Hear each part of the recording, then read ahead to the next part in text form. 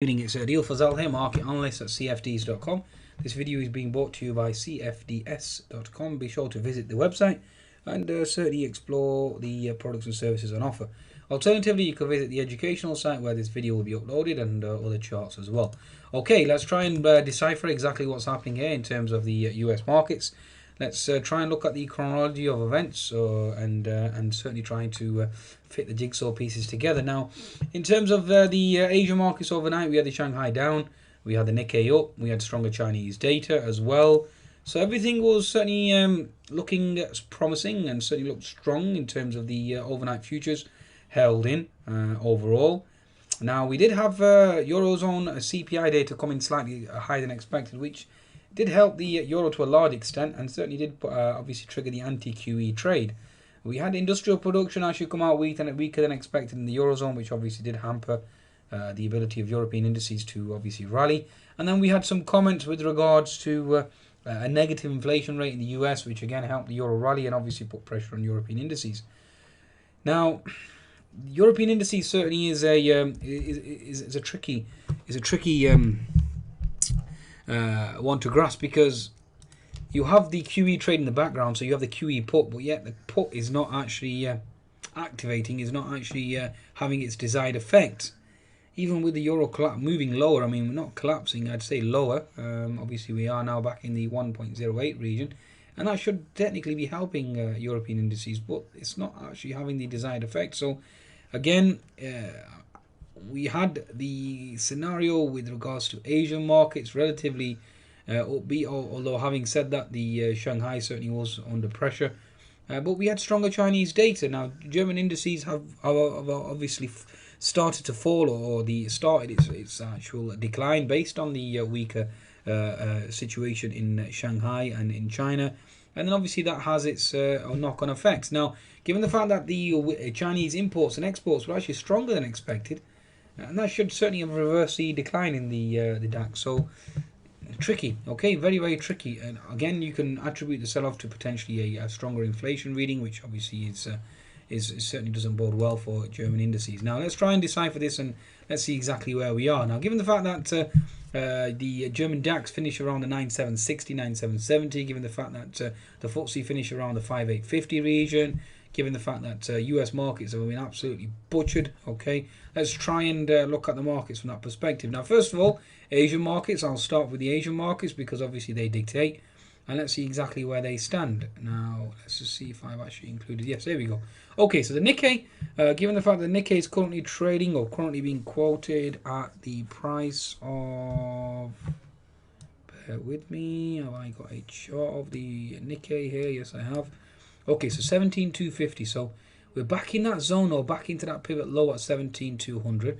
We have gap fill at 16,940. So again, that certainly needs to be something that we take into consideration. Okay, so the Nikkei certainly has support around that 17,000 zone. Bringing up the chart, the Shanghai, I did expect the Shanghai to obviously put in a potential bottom here in the daily chart, given the fact that we have horizontal support here. Okay, the Shanghai has actually fallen even further, given the fact that US markets have sold off. But we are now into potential support. Now, even if you go to the weekly chart on the Shanghai, you can see that you have support down to this bottoming tail here. Obviously, if that fails, then you have the 200 MA into support. But we do have a major level of support on the Shanghai index in this region, and therefore we are expecting it to hold, given the fact that we had stronger Chinese data. Okay, so you would think. Okay, so you would think. Now, the other factor as well is given the fact that the yuan has stopped its slide as well. Okay, and certainly is potentially, or should we say, stopped its sell-off and started to rise as well, and certainly is stable. Okay, now let's look at the actual indices and let's see exactly where they stand. So let's bring up the Dow first of all. And the Dow, as you can see in the daily chart, is now coming into potential support. You have support in this region here, okay, which is just above the 16,100 level. So certainly an area of importance, okay. Now looking at the weekly chart on the Dow as well, and you can see that we are now coming into multiple zones of support. So you have support, we had support here at 16,320. Obviously that's been negated to a large extent, and you are just coming into support just above the 16,000 level. So that should certainly help European indices and help global indices as well. Now, cross-verifying that with the transportation index, let's see exactly where this stands. Obviously, we were crushed today. Now, I was expecting the Dow Transports to hold the 200 MA. That obviously hasn't been the case. This market, certainly, even with a weaker oil price, we've failed to hold the Dow Transports, which is quite strange, to say the least. Okay. Obviously, we've got this major HNS on the weekly chart, and certainly the Dow is certainly weak. Now, we are into support now, given the fact that previous resistance equals support on the weekly chart, and therefore you would be, or one would expect, a potential bounce on the Dow. Okay, so the Dow and Dow Transport is potential support, and therefore one would presume or deduce from there that you are going to come into support on the alternative indices as well. Now, the weekly chart is showing support on the Russell as well. The Russell obviously broke the previous low and certainly has traded lower and certainly remains weak. The daily chart, as you can see, certainly a bearish engulfing candle and failed to hold that previous support. So certainly indicating weakness. The 60-minute chart, you can see here the selling did increase, the volume increased on the sell side. We failed to break out that falling contracting wedge pattern, and we shall see exactly whether or not this market can rebound, which I am expecting to, and back into that previous support equals resistance, and we'll see how the market reacts therefrom. Okay, now the Russell obviously is a leader for the S&P 500. So if I bring up the chart of the S&P 500 here, and it should give us a telltale sign. Bring up a weekly chart, given the amount of damage that's been done. So connecting this pivot low here, connecting this pivot low, obviously we get this pivot low, and therefore you are looking at potential support on the S&P 500. Now you do have horizontal support, obviously, if that were to fail at 1880. So 1880 is a crucial level on the S&P 500. That's basically what my interpretation is thus far. Let me just draw this trend line correctly. It looks very unprofessional. So taking that pivot low there, connecting it to this pivot low here, obviously gives us this slap bang pivot low. So you have 1880, 1890, 1883, massive amounts of support. Certainly a large zone of support for the S&P 500. I did expect this support to hold at 1905. Obviously, that's not been the case. The market has certainly sold off quite substantially, and we are back into that zone. So this area that we are here at present, we certainly are looking at support and a potential thrust to move higher. Going to your daily chart as well on the S&P 500, again, it's the same diagonal trend line. I did expect that bottoming tail to hold, given the fact that the Asian markets are into support. That obviously wasn't the case. So the catalyst itself, given the fact that oil did hold, so it really is hard to pinpoint any particular catalyst at present, especially given the fact that the Asian markets obviously were stronger. Very strange. Okay. Anyway, the market certainly has broken out of that previous swing low. Okay, and it certainly looks vulnerable here. But given the weekly chart and daily chart is into support, you are looking at a potential bounce. 10-minute chart, the S&P 500, you can see that we did get an increase in volume on the buy side, and a potential intraday double bottom has obviously occurred.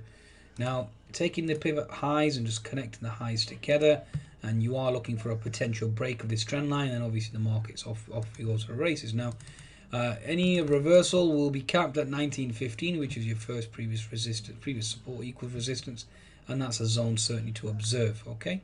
Now we have held that resistance zone, previous support equals resistance 1900 so far. So a break of 1900 would obviously bring 1915 into play, and then obviously you are looking at that at 200 MA at 1935. So that certainly is something to observe. Okay, now looking at the Wilshire, whilst we're at this on this topic of obviously looking at indices, etc., and cross-referencing, the Wilshire really is one of the main indices to observe, and you can see the Wilshire, the weekly chart, again is into support. Okay. So major support level on the Wilshire. Again, daily chart could certainly be observed correctly. Okay, so again, Wilshire 5000, double bottom intraday. Certainly I'm expecting a bounce on this indices, and therefore on all indices.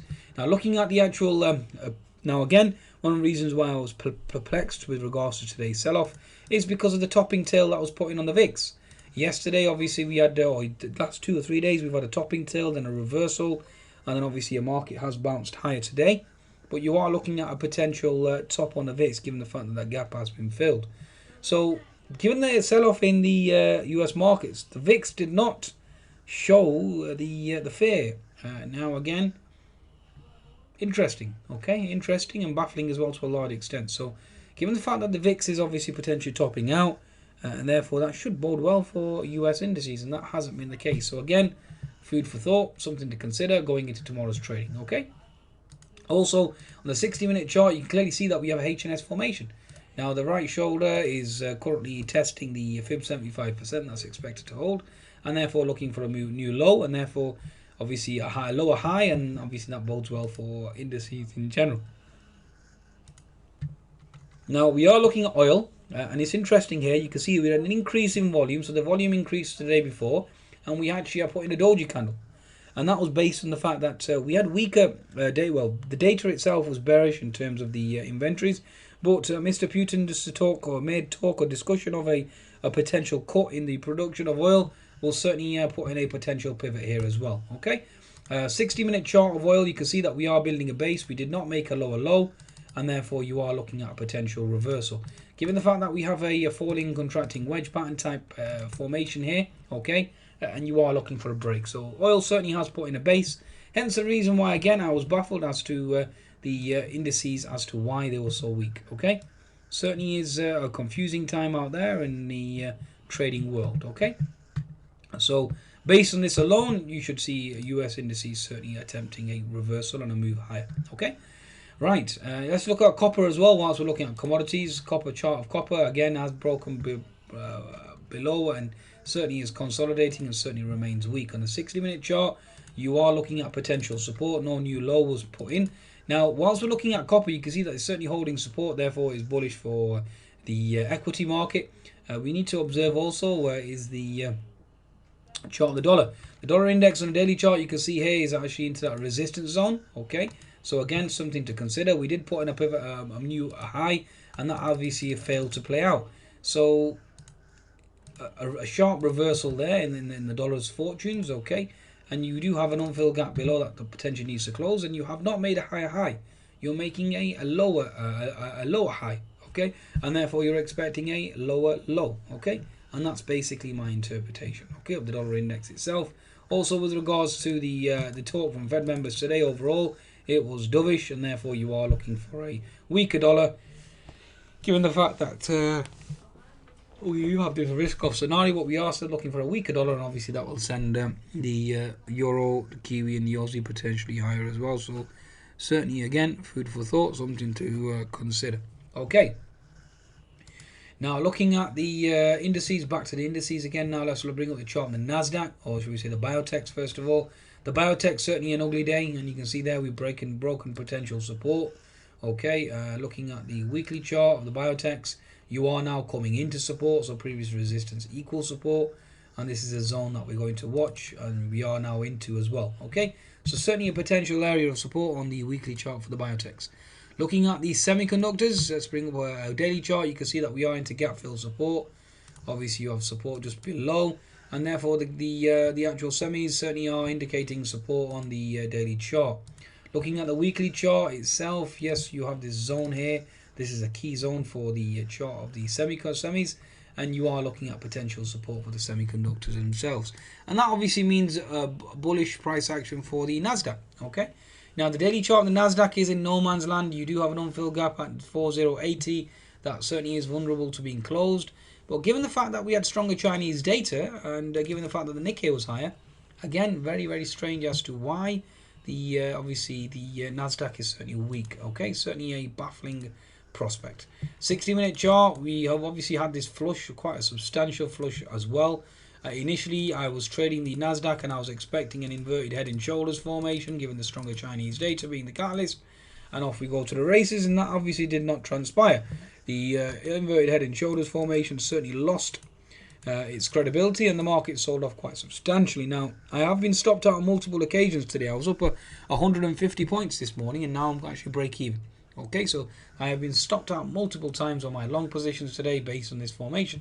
So my analysis has been wrong quite drastically today. Okay, so again, this is all food for thought. These markets are negating all support levels. I even took a trade at this level here at just below at 4211, expecting a potential bounce, and that obviously failed as well. And we've closed down at 4180, and again, that's a worrying sign. Although I am biased long at 4200, expecting a reversal, and that hasn't occurred either. Based on my explanation as to global markets into support, you have this double bottom support now at 4180, and all eyes will be on that support region. If that breaks, then it certainly doesn't bode well. Okay, so that does not bode well for global indices. Okay, let's look at the individual sectors now whilst we're on this topic. Let's look at the financials, look at the weekly chart of financials. You can see them. We are now coming into potential support on financials as well. And this is certainly something to consider with regards to your trading plan. Now, we did have all this horizontal support. Obviously, that's been breached, and now you are into that weekly chart support. So therefore, again, that's an argument for the actual markets to rally. Looking at the weekly chart of the actual commodities themselves, again, you have this horizontal support here and then horizontal support there. So you certainly have a support region on the energy sector of the S&P 500, and therefore looking for a potential bounce. Looking at the retail sector, looking at a weekly chart of the retail sector, I did expect a bounce here on the retail sector, just based solely on the 200 MA being tagged. Okay, and obviously you had horizontal support as well. So I am expecting a bounce on the retail sector going into tomorrow, and therefore that's bullish for the global markets in general. Okay, so those key areas. Now the home builders, let's bring up a weekly chart of the home builders, and you can see again we tagged the 200 MA. So therefore one would expect, based on that tag, you'd expect a potential bounce on the S&P 500. So again, everything is indicating for a potential support or a bounce. Consumer staples, again, this is absolutely crucial. You can see a daily chart is into the 200 MA, and therefore you are looking at a potential bounce. The weekly chart certainly remains weak, but the daily chart is certainly into that potential 200 MA support. So again, that's certainly something that we keep an eye out for. Utilities, realistically, it was a sideways day, no real direction either way. Industrial, you can see that the market has sold off quite substantially again today, fails to hold that gap again today, so certainly does not bode well. Looking at your daily chart, you are now into horizontal support. Okay, so again, looking at potential bounce. Everything is indicating a move higher. Consumer discretionary. Okay, again, you have gap fill support here, and you are looking for a potential bounce. So this is a gap level on the consumer discretionaries, and you are looking for a potential bounce. So again, indicating a move higher. Okay, now everything from my perspective certainly is indicating a move higher. So bias certainly remains bullish for me from at this juncture, and that's based also on the fundamental news as well, especially given regards to Chinese data being stronger than expected. So again, has been quite perplexing as to why this market has sold off quite substantially. Looking at the mining ETF itself, certainly is weak and certainly remains weak, hence the reason why commodities are weak. Looking at the chart of USD JPY as well, you are now potentially into support on the USD JPY, which obviously, given the fact that it moves in correlation with the S&P 500, you are looking at a potential bounce on the S&P 500 too. Okay, the chart of the yen as well. Let's bring up the chart of the yen. Here we go. So the chart of the yen certainly is looking top heavy on this basis. You do have a potential hanging man scenario here. Looking at a 60-minute chart, obviously, or even going to a 10-minute chart, you can see that we've closed the gap. We're into gap fill resistance and now looking for a potential move lower. Taking the pivot highs together, and you can see that we are now into resistance. So resistance on the yen generally is positive for US equities. So again, another argument for US equities to rally. Interesting. Okay, certainly very, very interesting as to the next direction of this market. Okay, from my perspective, my bias is bullish, as you can see, based on my analysis and an explanation, and I am looking for a potential move higher. One more factor as well, the commodity index as well certainly posted a doji after the bottoming tail and a reversal candle. So again, commodities are not as weak as everybody's stating in the news. As you can see with the oil, it certainly has put in a potential double bottom, and that should bode well for indices going forward. Okay, I just need to confirm that I am long Euro stocks, I am long Kiwi, and I am long Nasdaq whilst making this video. Okay, so obviously you need to take into consideration my bias, but everything that I've shown you is based on the charts and obviously fundamentals as well, be it subjective. Okay, I think that's a market wrap. Be sure to visit cfds.com for your trading needs, and I wish you the best in your trading tomorrow.